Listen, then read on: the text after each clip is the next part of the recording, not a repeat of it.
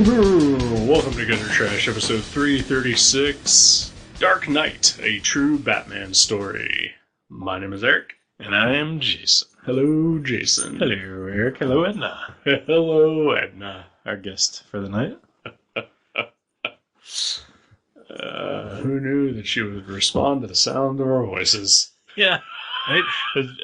It usually doesn't happen. When Nope. I try to call her over or whatever. Has it been a while since Ed's been a guest on the show? It's been, a little bit. Yeah. Well, welcome back. Yeah. So that means that we're recording at your mom's house. That's right.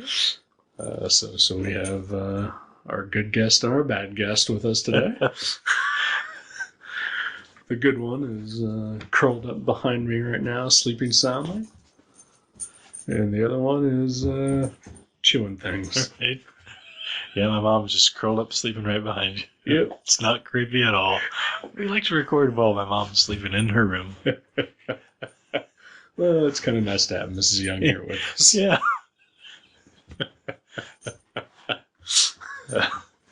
No, you're talking about my 18-year-old kitty cat, Mr. Goo. I mean, talking about old people. Yeah, he's older than my mom and us both put together. Oh, yeah. Well, if you do the conversion, yeah. There was an article circulating on the internet this past week of a cat who is 31 years old. Are you kidding? I am not. It's not like some sort of jungle beast that's like a house cat. It is a house cat. And if you were to see the picture of it, you would see a picture of a cat who just is praying for death. Oh my gosh. Like, he just looks miserable. Oh.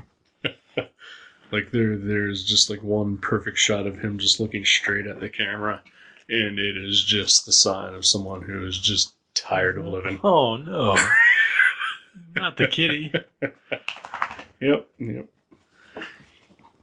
Oh. Yeah, well, no, my cat, he's fine with living. He seems pretty good so far. He still plays, and he has a good time. Yeah. He's kind of slow and sleeps a lot. Eats a lot. And eats a lot, yeah. But no, he's pretty spry for 18, for a cat. Yeah. I think when I was 18, I wasn't even as spry as he is. Nor I.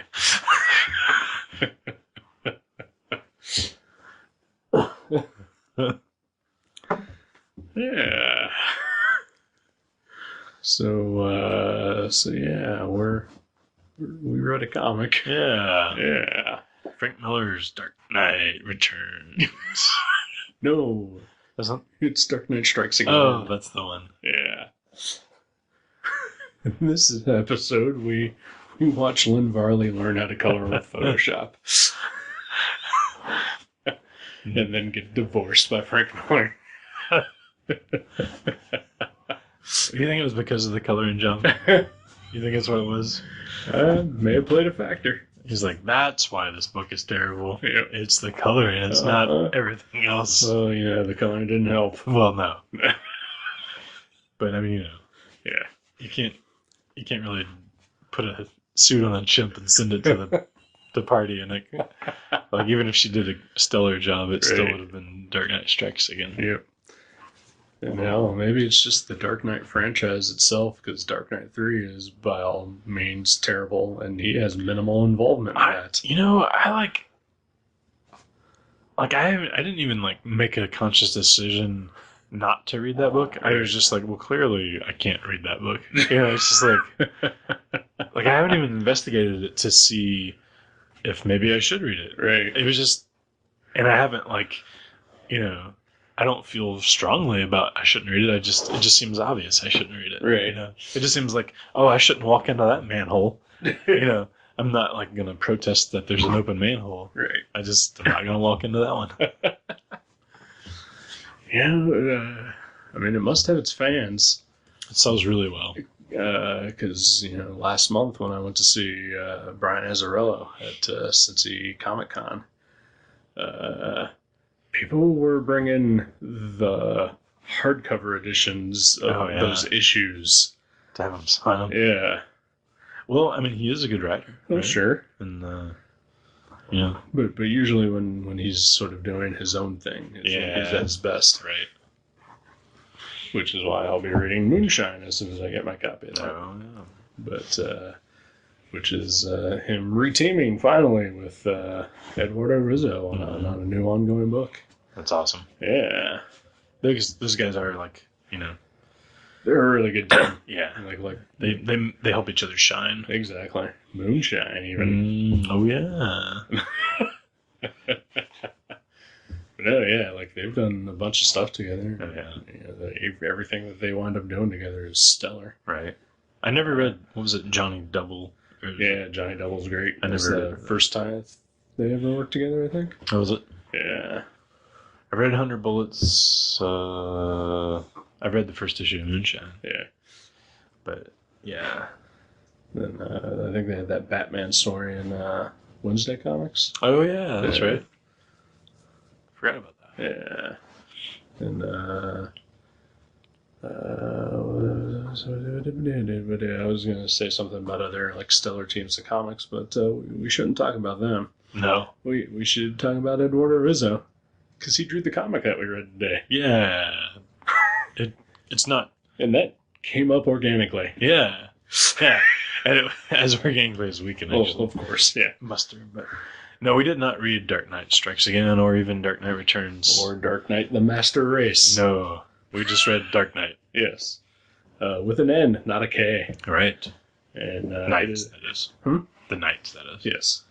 And it is a true Batman story. Yeah, it is. Sort of. And it's the first Vertigo Batman story, I believe. I believe so, yes. It's written by Paul Dini and illustrated lovingly by Eduardo Rizzo. Yep. But yeah, so I guess the easiest thing to start off with is to say that, to compare it to another book that Vertigo put out a couple years ago by Steven Siegel and Teddy Christensen. I was thinking the same thing. Yeah. Called It's a Bird. And that was a Vertigo comic about Superman. Right. And this is a Vertigo comic kind of about Batman. I could see how those would be companion books to one another. They definitely are, yeah. You might say they're the world's finest Vertigo hardcovers. You might. And you wouldn't be entirely wrong. Right? Yeah, it was really good. Yes, it was. It was very good. So the It's a Bird is about Steven Siegel basically, struggling at a time when he got offered the chance to write Superman.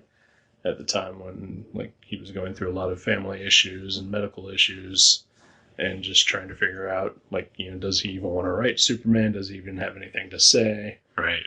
And it's just kind of a heartbreaking true story of his life that just happens to deal with Superman. And it was great. Yeah, it's fantastic. Definitely check it out. And so this is similar in that vein, but it definitely comes from a different angle. Mm-hmm. Because this is the true story of Paul Dini, who is probably most famous for being a writer on Batman the Animated Series. Yeah. He's written in animation for many years, but that was kind of where he gained some notoriety. And he eventually took that and then started writing comics as well, and then wrote Batman for quite a while. Right. In the mid 2000s or so. Really good run. People should check out. I've never read those. They're really good. Just a lot of simple, done in one stories. Okay. But I do like that. Yeah. But short also, attention span theater. Yep. But there's also a pretty good overall story going on where he reforms the Riddler, who sort of becomes a detective that basically just is a thorn in Batman's side because he's basically being a good guy, but he's also still the Riddler. Right. Yeah. But no, it's a really good run. But the majority of this takes place when Dini was writing on the Batman show. In the early to mid 90s. Yeah. Somewhere in there. Yeah. And a lot of it has to do right around the time when they were making Mask of the Phantasm, which we have reviewed on Gutter Trash. So that was probably like 92, 93, I'm guessing.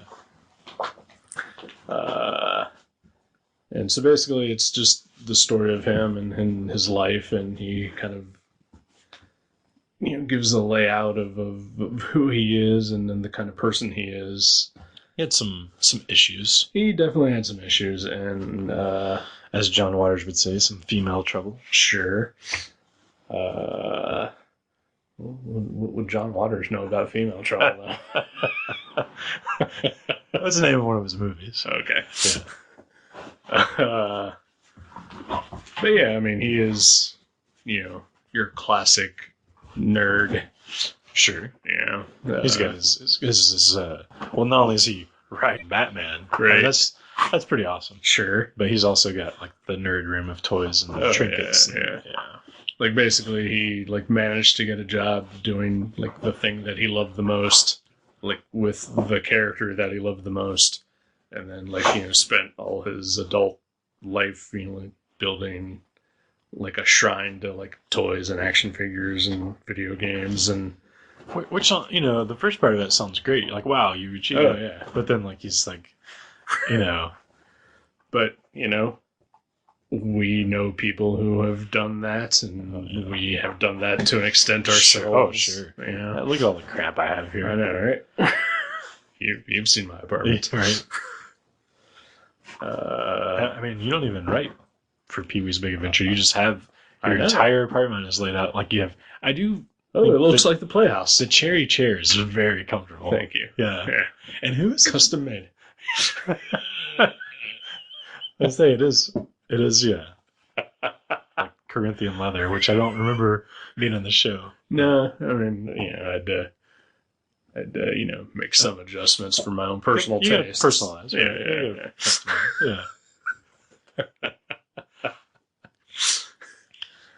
But no, Paul Dini seems like, on the surface maybe to his coworkers, he's just another writer or whatever. But he's got a lot of issues going on. Sure.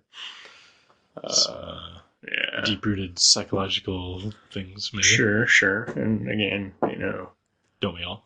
Exactly. And I think that's a thing that works best about this is I think everybody who reads it can probably see a little bit of themselves like in him for sure and his story. I know I did a lot, right, and a lot of it was not good, right? Yeah, like self-sabotaging kind of behavior. And a lot of the maybe similar luck with women, right?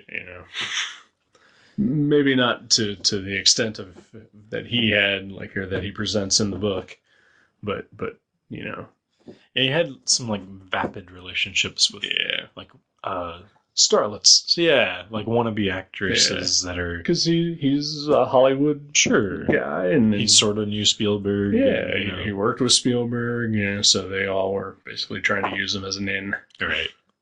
Which is shitty. It super is, yeah. But yeah, so then it all sort of culminates in like, just a bad date, with this one girl that he had been seeing, where, basically like she basically comes right out and like shits on him. Right. Yeah. And basically forces him to realize that it's not the relationship he thought it was. Yeah. He kind of thought they were sort of dating and right. She did not. Yeah. But she was using him. Oh, yeah. Absolutely. And so basically in sort of like an almost like a weird revenge type of mentality, he kind of like brushes her off and like, refuses to like, have her drive him like home or whatever. And he starts to walk down the street after their date. Date, yeah. And then he is approached by two young men who then beat the ever-loving crap out of him and threaten to kill him. Right. And take his money. They basically, they severely injure him. They like bash him to the point where there was, I think, a phrase that said where he mentioned how one of his facial bones had turned into powder. Yes. Yeah. I mean, like, that's horrifying. Yes, it is. So basically, it's the story of him from that point on, basically dealing with that incident and just the sort of the scarring that left on him physically and emotionally, Right. and like how he dealt with it. Especially as his job is to write about this hero that sweeps in at night and saves people who, right, are dealing with like muggers and whatnot. Yeah. Like he kind of lost his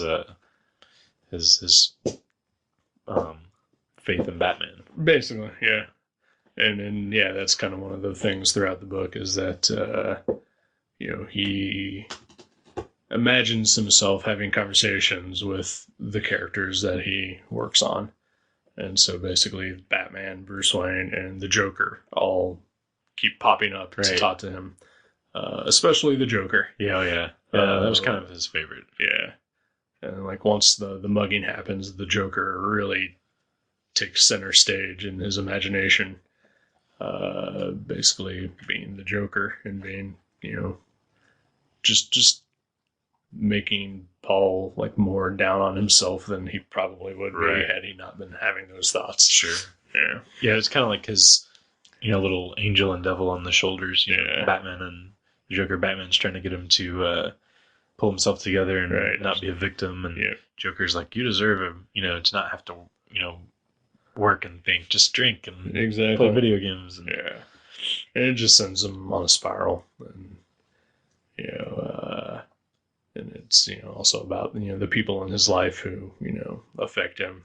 Like the woman he was on the date with, like he calls her first as soon as he gets home after the beating, and like she like does not give a shit about him. No. She just proceeds to talk about herself and how she's had similar incidents. Yeah, which obviously she hasn't. No, but so it's just it's just all about that and how he deals with it. Yeah, it's a little dark. Yeah, it is. It's not a biographical story featuring Batman. Yeah, I love that. I love that. Thought you might enjoy this. Yeah, no, it's great. It's like seriously, I'm sure it's the best Batman comic I've read in years. Right. Like years and years and years. And I think it's the first comic I've ever read that has Harley Quinn in it.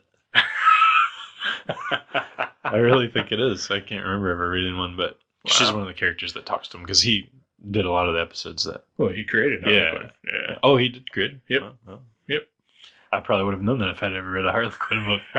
It would have said created by Bill Finger and Paul Dini. Or Bob Kane. Bob Kane and Paul Dini. Yeah. Although I think he's written only very few of the actual Harley Quinn comics, though. Right. I think he just handled her mostly on the television. But even the actress who plays Harley Quinn makes an appearance throughout the comic as basically his one real friend in his time of need. But like his sister helps him out a little bit, and he deals with his bosses at Warner Brother Animation as he basically tries to figure out how to avoid work. Right. Because again, he just doesn't think that he can write Batman. After experiencing what he experienced. Well, it's funny because there's a scene where, like, right after the mugging, he tries, like a couple weeks later, tries to get back to work, and he, he's on the phone, and he's like, I don't think I can write the scene because he was literally supposed to write a scene about Batman, like saving someone from muggers, like this. Yeah. And he's like, I can't do that, and so they gave him like the Joker scene to do it. And he says, that worked better for him because he even mentions how, or I think the Joker, his figment of imagination of the Joker actually mentions, he's like, I was the first toy he ever bought, Amigo Joker. And he's like, that's right. So, and like the whole thing is just gorgeously illustrated. Oh my gosh. I don't think I've ever seen better artwork from Eduardo Russo. I don't think I have either. Not up to this point anyway. I mean, it has his usual style, but there's something else like going on. Well, like the first 20 pages of it are all painted. Yeah. Which I don't think I've ever actually seen him do. Like, Oh yeah. but like it's also like a little weird and experimental at times. Yeah. And like he'll also just do like a normal page like with just ink or whatever, but then there'll be like a panel that's like partly painted. Yeah. Or, it's just It kind of reminds me of that Man Thing miniseries we read that Kevin Nolan painted. oh yeah, Like it has that sort of feel to the color. yeah, I can see that for sure.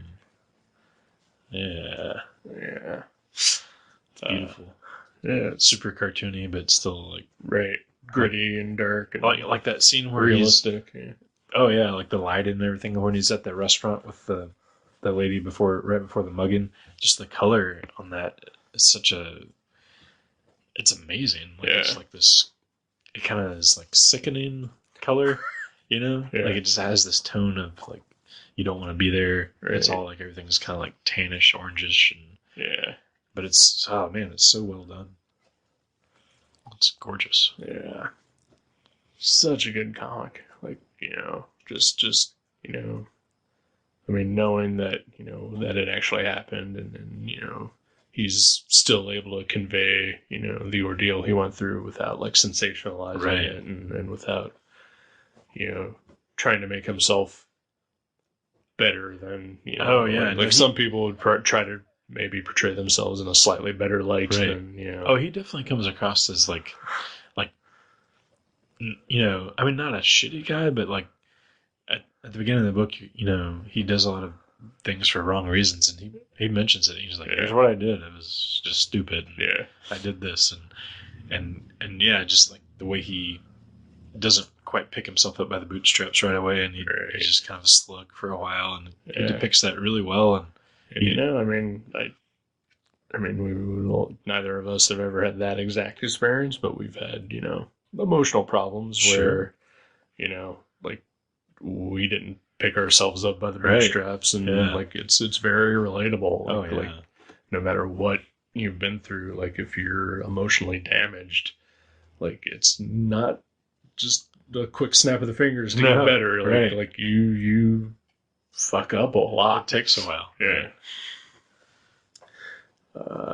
Yeah, but he does a great job of, like you said, balancing, that sort of realistic depiction of what he went through with also the things that did get him to overcome it, and, Right. and it makes you kind of feel that and like root for him to get out of it, and Exactly. and it doesn't quite look like he's going to right away, Yeah. but there is a lot of positivity Oh, in this book too. It's kind of is makes you want to reevaluate some things, and like especially if you're a creative person and you're like, man, I want to get my work out there a little bit more. Right.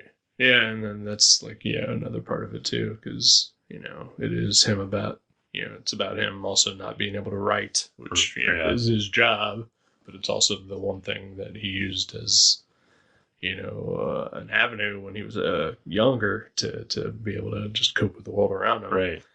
And, like now it's not a thing that he can use anymore to cope. Sure. So he's got to refigure out how to do that. And, like I'm sure you and I have definitely been in that place as well. Heck yeah.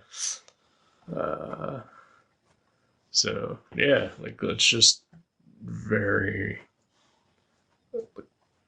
I don't want to say powerful, but it is, very. Oh yeah, there's a lot of emotion. Yeah. Up and down. Like there's some dark stuff and some really positive stuff too. Yeah. But and also like it's fun at the same time too. Just like when you get to the twist at the end of like, because he's basically telling this story like he's pitching the story, and that's what the comic is. Right. But then like at the end you see who he's pitching it to, and it's just it takes like a turn for the fun. It's still serious and all about his coping mechanisms. Right. But, it plays with the characters that it has. Right. Yeah. No, I thought it was awesome. Like I honestly didn't know exactly what to expect. I thought it was going to be a much more like violent, visceral, dark kind of thing. Yeah. Just about like I don't know. I don't know exactly what I thought because I knew it was based on a true story, so I knew Right. it wasn't going to be like Paul Dini and Batman hanging out, like kicking ass together. Sure. But I don't know. I just didn't realize exactly what it was going to be, and I liked it so much more than I expected. I'm gonna ruin for people my favorite part of the story. Oh, okay. There is a section towards the end when he decides to go back to work and he starts, doing things again, where he pitches an episode of Batman to his story editor.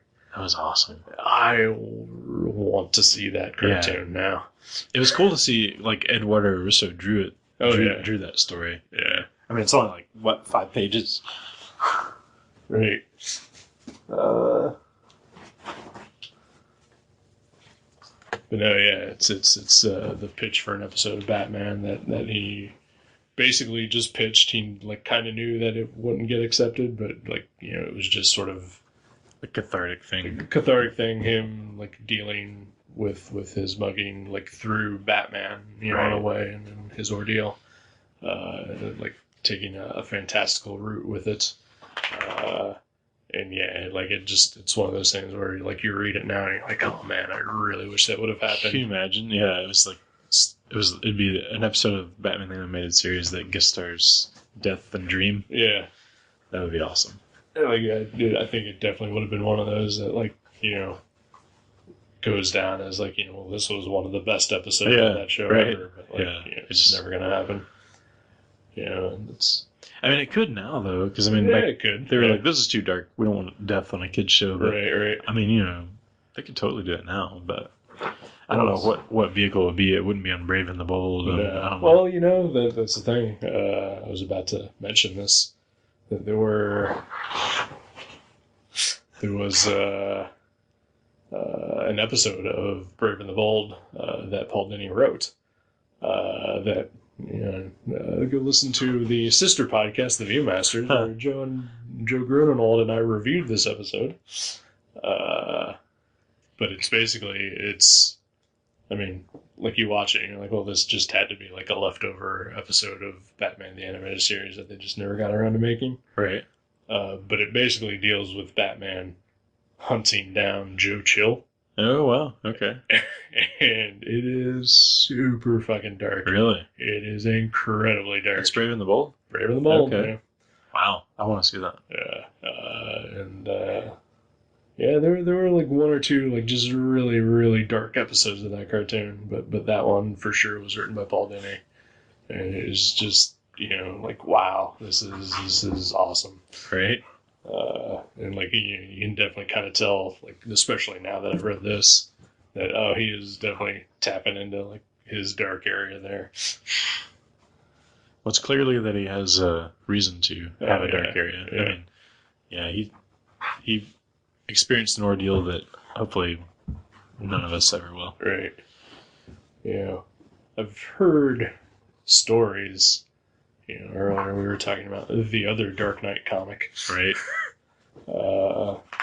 I've heard stories about Frank Miller. Right. When he first moved to New York, he got mugged 3 times, within his first year living there. Right. And that's horrible.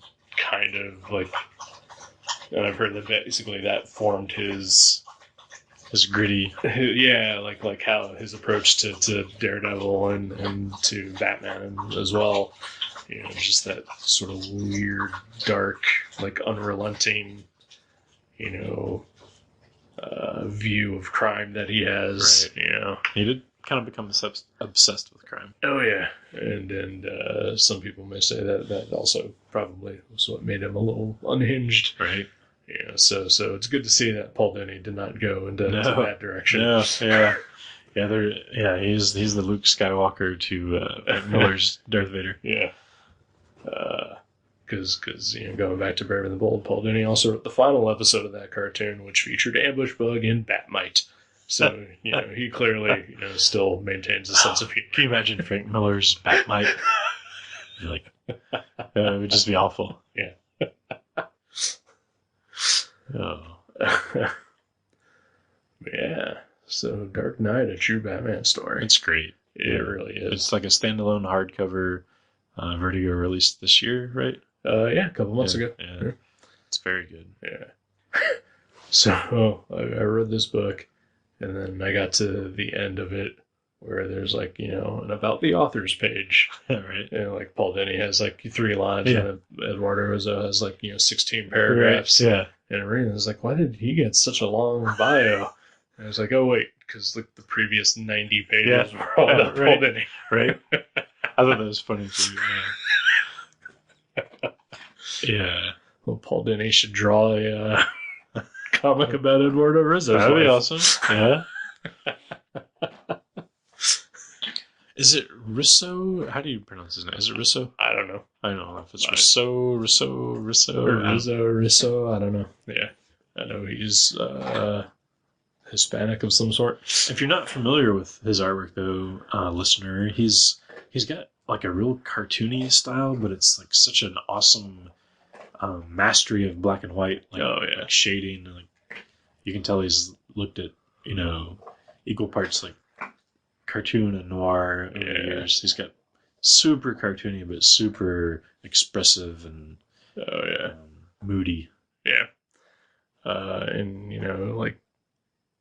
he drew all of 100 Bullets and stuff before that. And I say this in the best way possible. Like, he's an artist that, 100 Bullets came out in, 98, 99? So almost 20 years at this point. Right. Like, his style hasn't changed. But, usually that's it's because he got old and stagnant. But, with him, it's no, he's just perfect and has remained perfect. Yeah. Yeah. Yeah, he's great. And this does have, a stylistic departure for him. Oh yeah, absolutely. But you can still tell it's his work. Yeah. It just has an extra layer, a more especially the color. It just adds a lot. If anything, I would almost compare it to a Richard Corbin.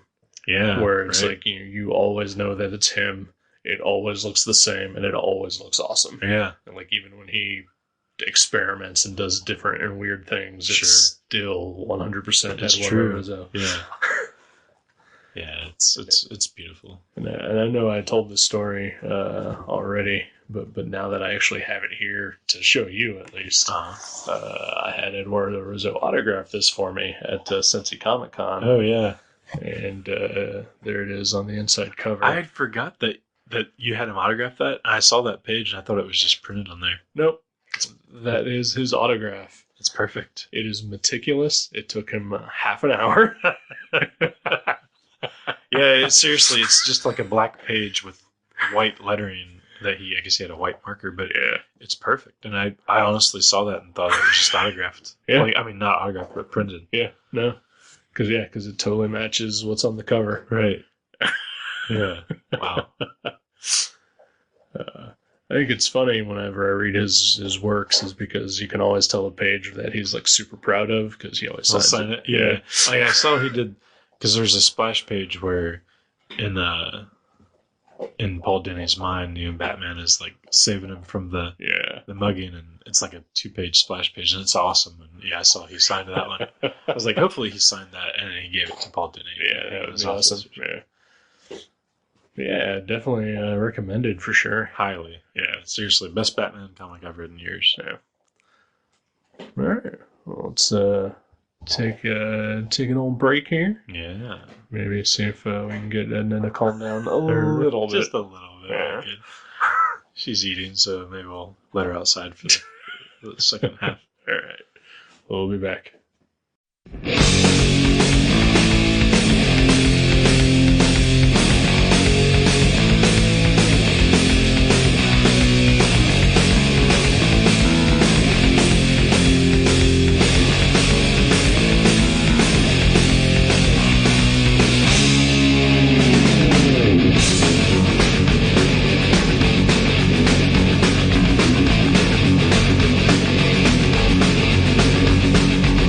One day in the life of a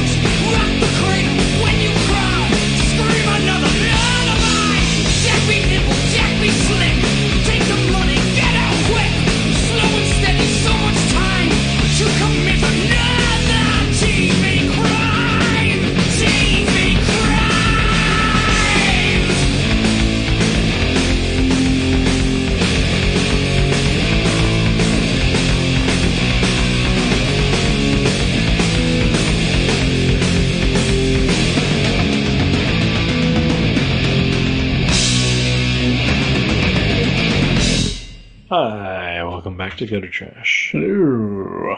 We did all the usual things you do when you take a break from recording a podcast. We fed the cat and Yeah.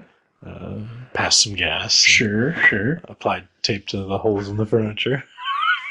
The usual. Yeah. Like every Yeah. podcast does this. Right, I'm sure, right? Comedy Bang Bang, Never Not Funny, The Yeah. Dollop. Yeah.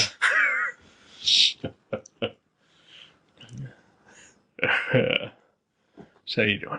Oh, I'm feeling better. I was sick. Like basically Thursday, Friday, and Saturday, but here we are Monday morning, and I'm feeling my usual 91%. That's all anyone can ask for.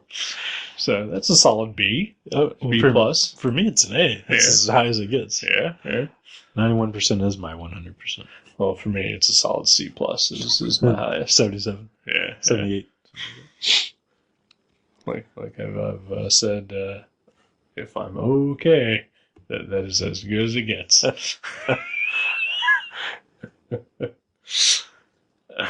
But we had an adventure together. We did, yeah. We left the house at the same time. That is It true. usually doesn't happen. No, it does Usually not. when we hang out, it's because one of us has left the house. Today was my turn. Yeah. Yesterday we both left our houses. I know. It was frightening. Yeah. That's why we're hiding in my mom's house in her room as she sleeps. We needed the comfort. Yeah. No, yeah. Well, we both left the house yesterday. I left the house on Saturday as well. Yeah, and you didn't even come over here. No, it wasn't to you. I didn't even really see you at all. I didn't see you at all that day. I don't think so, yeah. We communicated once or twice, but yeah. So this weekend in Columbus, Ohio, was the CXC Yeah. festival, which stands for a thing that I don't know. It's a cartoon crossroads, and the X is a symbol of the crossroads. Yeah. Cartoon Crossroads Columbus. Yes. But yeah, it was a convention of sorts that started Wednesday night and went through yesterday, which was Sunday.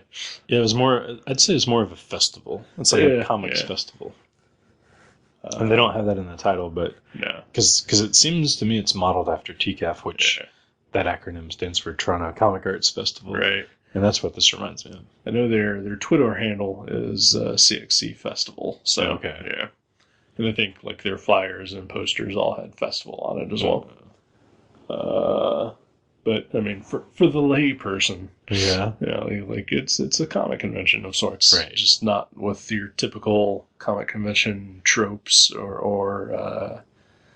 There's no costume contest. There's no costume contest. There are no cosplayers. Well, except for Seth was dressed as the Riddler. Well, yeah, there was that. He just likes to be contrarian.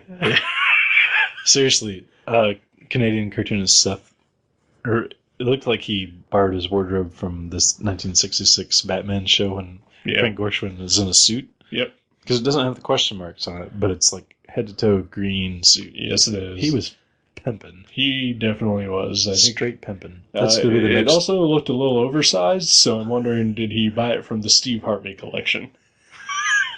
Does Steve Harvey sell his green suits? I'm sure Steve Harvey has his own line of suits, and Steve Harvey himself will always wears colorful suits Right. that are just a little bit bigger on him than maybe should be. Right. And Seth, I did not see him super up close in person, but he does not look like a large man at all. No, he's not. He seems fairly slight. Right. Yeah. But nothing about his work is slight. No. He is awesome. But yeah, so I went up there Saturday without you, Mm-hmm. and then you were feeling a little bit better and decided that, I still wanted to go. So you asked if I would go up there with you again, and of course. Right? Why not? Yeah, it's only like an hour's drive from us. Yeah. For us. And so we went up yesterday, and you got to experience it for yourself. It was awesome. It was pretty great. Yeah, it was really cool. It was kind of like TCAF had a little American baby, and because I love TCAF, it's the best show I've ever been to, but I haven't went the last like at least 2 years, Right. and I really missed it, and it was awesome to have right in our backyard, basically. Like an equivalent. Yeah. But yeah, so like the setup of it is, at least for this one, like I don't know how it is in Toronto, but they basically had like 4 locations throughout downtown Columbus that had like some sort of event going on. Right. But the main downtown branch of the library had what they called the marketplace, which was basically what you would expect in your sort of typical comic convention. Right. Just rows and rows of comic creators selling their books and art and sketches and all that stuff. Right. But these aren't your Spider-Man artists or your Batman artists. Oh. Even though there were a couple people there who have done that. Right. Yeah. But it's mostly, and I know Seth and Ben Catcher would hate me for saying this, but your alternative comic creators. Right. Yeah, the people that you think of more as cartoonists, like people that write and draw their own stuff, as opposed to like, usually like 9 times out of 10, people that write and draw their own stuff are like small press usually. Small press, indie, self-publishing even. Right. There's definitely a lot of that, and definitely a lot of, you and I go to the space show in Columbus as well, where it's a lot of just, it's the small press and comic expo. Yeah. I saw some, like I'd say I saw like half a dozen people that I see exhibit at space. Yeah. But a lot of people making mini comics and just weird art comics and stuff like that. But also like your bigger names like Seth and Ben Catcher and Charles Burns. Yeah. He was there. Unfortunately, for a while. We didn't either one see him. No, yeah. Our initial plan was we were both going to go on Saturday. Yeah. And our friend Jeremy was also going to go. But Jeremy did not want to stay the entire day, which Charles Burns' only appearance at the festival was at like 7:30 at night on Saturday. Well, he is a ghoul. He only comes out at night. You can't expect. Apparently. I mean, would you invite Dracula to sign at noon? I would try. Well, that would be the last sign-in. That'd be like inviting Stan Lee to sign when he's 93. No, but Charles Burns, I imagine he's like, he just like slithers in out of the shadows, leaving a trail of slime, and then signs for an hour at night, and then goes, turns into wispy smoke and goes out to murder children or whatever he does. Well, I mean, him, like Dracula, I would do my best to, like, sort of accommodate their needs for a noon, showing. Right. Like, just make sure they're not in direct sight of a window. Oh, yeah, like have it in the basement. Yeah. A dark corner. Sure. And the library had a 5-level sub parking structure. That's true. So, I mean, it could have happened. Yeah, I really would have liked to have met him. He's so amazing. Oh, yeah. I think he's definitely, like, in my top 5 favorite comic illustrators. Right. And I think his artwork is, like, as close to perfect as you can get. So yours is, Chap Yep. Uh-huh. Who's your second? Well, I mean, I know they're similar, but, you got... Ron Lim. You got Ron Lim. Well, Ron Lim, sure, yeah. But also, I mean, you can't forget the work of Merritt Michaels. Oh, yeah. Yeah. So Chap Yep, Ron Lim, Merritt Michaels, Charles Burns. Right. Charles Burns is at number 5? No. Okay. No, he's a solid number 4. Wow. Yeah. Okay. And then you round it out with, I'm going to guess, I'm trying to think of, like, just the cream of the cream here. But we already said Chap Yep.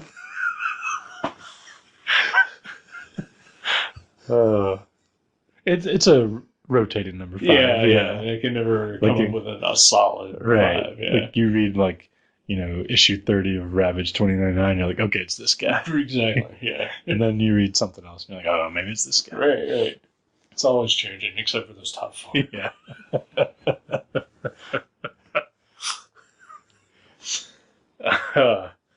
But no, yeah, so he was only doing that. And you were sick, so I went with Jeremy, who, he was not willing to stay till like 9 o'clock, which I don't understand why not. It's not like he had anything better going on. We had to be at work at noon the next day. You can't just expect him to be out at 10 p.m. still. These video games don't play themselves. Yeah, I mean, his roommate wasn't going to be home, so it's, yeah.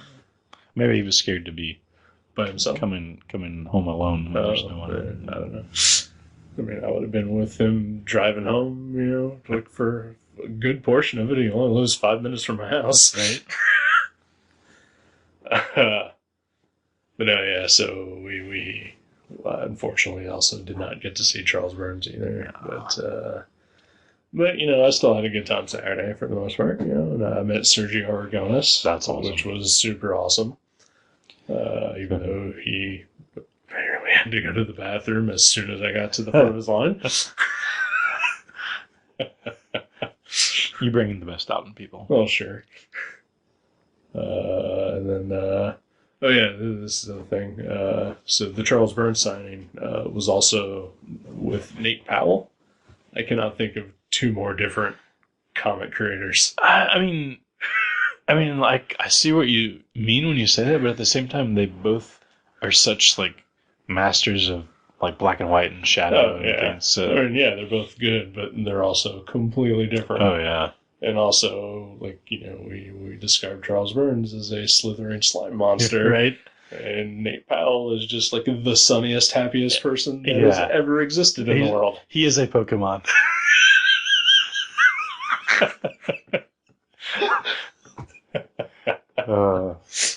He's amazing. Yeah, like he's such a nice dude and a great artist. Yeah, and never fails for like the last 8 years of going to conventions.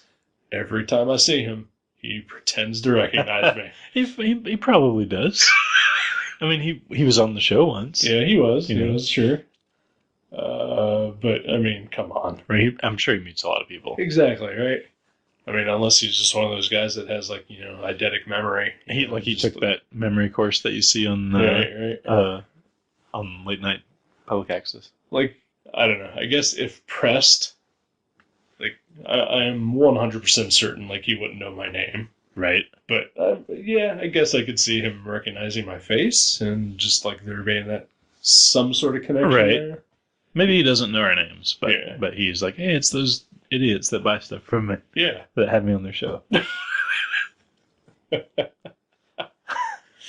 Yeah, like I saw him Saturday. He was just like, hey, how's it going? Yeah. And then, Sunday, like, we both were, like, walking around and he saw us both. And he was just like, hey! Yeah. And, like, it makes you feel good, for sure. But, like, there's just got to be a part of you that's like, he's faking, right? I don't know. He seems like a pretty genuine dude. Right? Oh, I'm sure. I saw him cover Children of the Grave at karaoke once. That was amazing. That was so amazing. I mean, I'm not saying that he's faking out of just sort of like, these guys again, or like, I just have to maybe he's put on this face. It's like a positive thing. Like, yeah, hey, I'm going to make these guys feel good. Exactly, yeah. I think he's doing it from a place of, like, genuine friendliness. Right. But, like, it just always makes me wonder, like, because he always puts across that level of recognition. Right. Yeah. Oh, yeah, he's good. He's good. Yeah.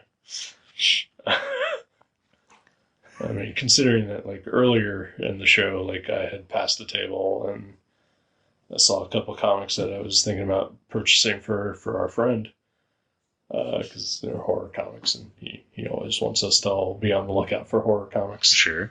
So I saw them, and I was like, oh, hey, I talked to people at the table. I was like, can I just take a quick photo of this to send to my friend, see if he wants these or not? Because I don't want to be the asshole that just takes pictures of people's art, Right. or whatever. And they're like, yeah, and then like we had like a little conversation, and like I was just like, okay, I'll be back probably for sure.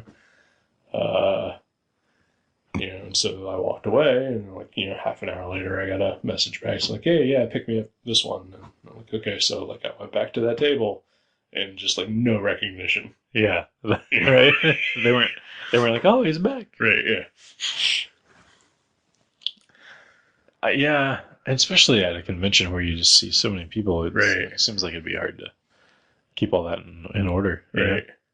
And I mean, this like it definitely wasn't the biggest convention I've ever been to, but it was crowded for sure. Yeah.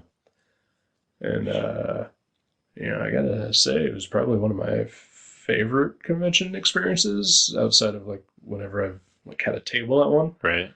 Because it was at a library, and there's just no shortage of places to just go sit away from people. Yeah, it was very roomy. It wasn't like constantly like there's like the little section where all the artists are concentrated. There's some crowded corners and things, but you can step away from that at any time. Exactly. And like normal conventions, you can't do that. Right. And with this one also, like it was free. Yeah. And because like there were like other venues that were having events, like you could just go outside and like walk to one of the other ones and just get away from like the main hubbub and just take a breather and do something else, but still comic related. And also not still have to like wear a badge or a bracelet or anything, And we did that. We went and saw Thomas Spurgeon host a talk between Ben Catcher and Seth. Yes. It was pretty great. Yeah. It was like almost 2 hours long, something like that.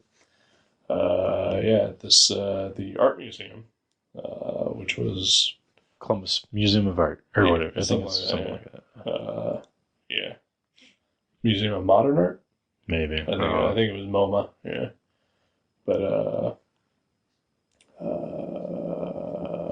it was a couple blocks away from the library, so like we parked at the museum and went to that show or to the talk. First thing when we got there, and then after it was done, we walked a couple blocks to the library and hit the main show. It was cool. Yeah, I like that setup. Yeah, like it was very nice. And because it is like in a downtown area, like nothing is really all that far from each other. Right. And also, like if you just want to go grab a bite to eat, and there's stuff to eat nearby. And also like like, hey, I just want to get away from comic stuff. I'm in an art museum. I can just look at art. Right. Or I'm in a library. I can just go read a book. Right. It was funny because, like, especially I was kind of loaded up on cold medicine. So for a second, I kind of thought I was at TCAF. I'm like, I just saw Seth. And I'm walking to, so I kept expecting to see, like, Tim Hortons instead of Subway and like poutine everywhere. But, unfortunately, it was just dudes with like Trump signs and McDonald's, but Wendy's. Yeah, Columbus is a Wendy's town. There's a lot of Wendy's. There's a lot of Subways too. Yeah, there's some, but mostly Wendy's because that's where it started. Yeah. In fact, I think Saturday when Jeremy and I were walking around, we passed the spot where the very first Wendy's ever was. I thought it was. It is a historical landmark. Is it really? Yes. I thought it was in Dublin, which was like near Columbus. It's actually in Columbus? It is actually in downtown Columbus, at least according to that sign I saw. Oh, yeah. Maybe they bought that sign out of garage sale in Dublin. It could be. I know Kinko's started in Columbus, too. Oh, yeah. FedEx office for your kids. Sure. Kinko's to us old timers. Right. Columbus is... I mean, it does have some history, but it's quickly becoming the modern hub of cartoon art, comic art. I mean, it's home of the Billy Ireland Museum of Cartoon Art. That's the largest collection of comic book artwork on the face of this planet. Yes. Which is pretty awesome. It is, and someday I'd like to go. Yeah, I know we kind of tried to go, but by the time we left the convention, we had like maybe 45 minutes. Right. And there was just not really enough time.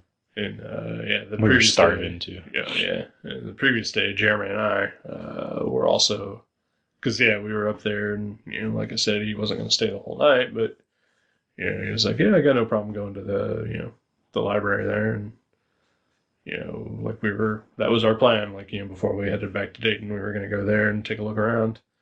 But he was getting a sketch from Brandon Graham. Yeah, he was an exhibitor there. Yeah, and but that took a while because that's the kind of thing that happens. Right. And so by the time like he got his sketchbook back, it was like 4 o'clock, and by the time we like made it out of the library, it was like a quarter after, and it's just like we'd only have like a half hour to look around. I mean, you could see a lot of cool stuff in half an hour, but it would be almost more frustrating because you're like, oh, I want more. Right. Yeah. So, or you're just like rushing through and doing like a lap. You're not really seeing. You're not really taking it in. So I definitely want to go when I have a couple hours to spend for sure. Yeah, and I haven't been since the current rotating exhibit is a Little Nemo exhibit by Winsor McKay, and I'm sure that's awesome. Oh yeah. So we should definitely make it up there sometime. Yeah. Yeah, listener, if you've never been there, it is amazing, and it's free as well. And it's open 6 days a week. It's closed Mondays. Yep. But that place is awesome. Yeah. But yeah, like the show itself was great. Like it's definitely one of the top cons that I've ever been to. Yeah, me too. I would definitely go back next year for sure. Hopefully Charles Burns is there again next year. Yeah, that'd be nice. I'm definitely going to try to keep an eye out to see if he is appearing anywhere else, because I would definitely love to meet him at least once. Well, it is Halloween coming up. That's true. So he could just be in the shadows somewhere. Yeah, he's lurking around, stealing children. Yeah. Or whatever he does.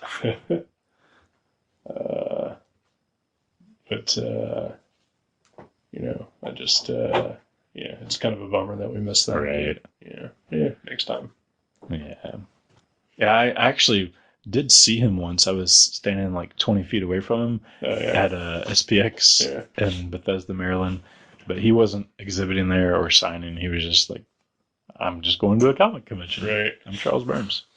Yeah, I guess you're allowed to do that. Yeah, and it was during the daytime, but it was overcast. And it was very rainy that day, so the sun was behind some clouds. So that's that's a thing. I saw like pictures on like Twitter of cartoonist Chris Schweitzer, who I actually met when I went to Heroes in June.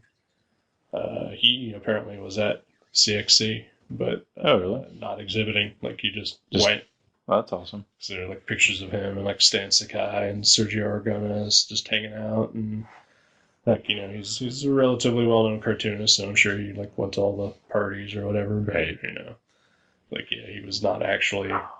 That'd be great if we could just show up at cartoonist parties. I know, right? Just me and you and chap you up in a beer bong.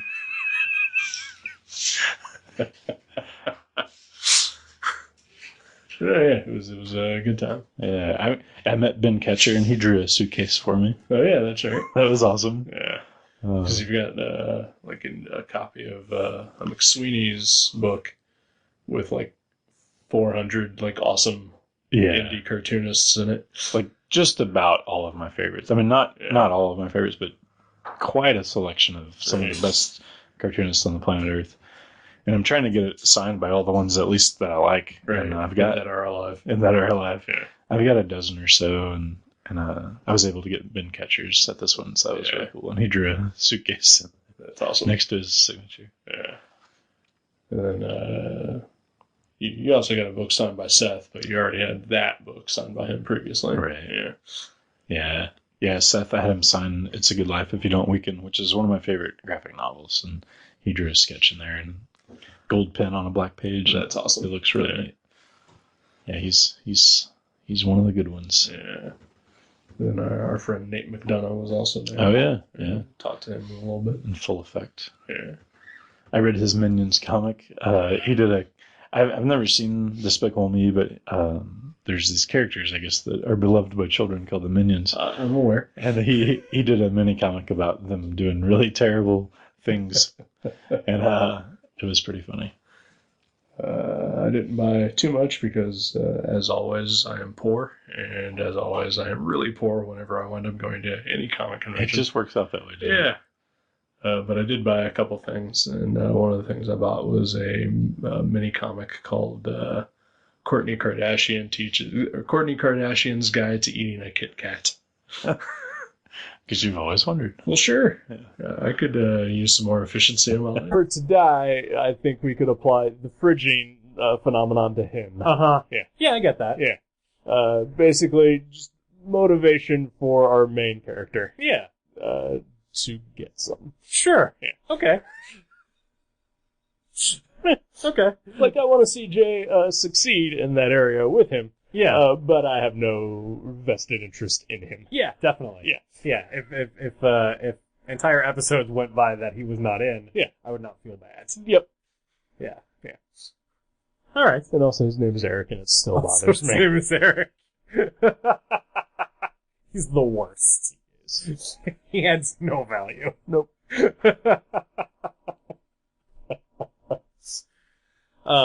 So yeah, and the Bianca becomes Jay. Yeah. Jay becomes increasingly paranoid. Bianca seems to have explanations for every single thing that she's doing. It changes quite a bit over the course of the episode. First it's that she's, well, so she, at one point is drilling everyone for information about Jay. And Jay assumes, oh, well, it's just because she's a stalker and a creep. But then Bianca says that it's because she's trying to help her write her blurb. Because there is a new blurb opportunity. yes, the book is going into a second printing. Yes. Because It's sold out immediately on Amazon.com. Yep. 2004. The 200 copy print run sold out immediately. Did Amazon have a vanity press arm back then? I'm sure they did. Right. If it had an ISBN, it was available through Amazon.com. Yeah. Oh, the early 2000s. We still didn't know what was happening with the internet. That's true. I wouldn't go on on Amazon.com because I would not give them my credit card information. Seriously? That's awesome. I don't trust it. Yeah, and now I don't give a fuck. I will tell you all my debit card number right now. I don't think we need to do that. Okay, then. Just for time's sake. Just, yeah. Yeah, You know, that's just in the interest of keeping things moving. Yeah, it's fine. Email me if you want it. Okay, Yeah. perfect. We'll talk off air. All right. Take this offline. Okay.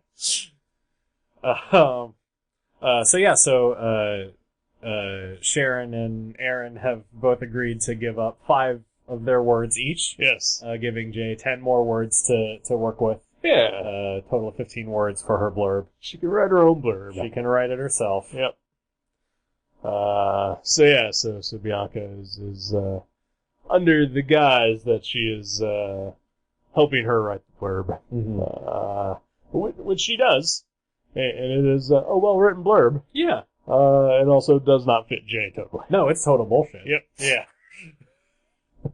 Inspires with effortless grace Yeah. or something. Something like that. Yeah. Yeah. Does Nope. not apply. Nope.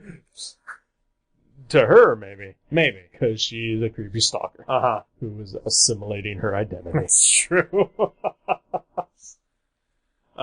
So this goes on for a little while. Yeah. And then after the blurb thing, actually, I think is when Jay finds her van, Yes. which has a New York license plate, which is what made me realize that the whole parent story was total bullshit. Yep. So she breaks into Bianca's van, and finds basically a shrine to Jay Tyler. And it's weird. Yep. It is very serial killer-like. Mm-hmm. Yeah. Yeah. She's got all of her personal information. She took photos of her driver's license and all of that stuff.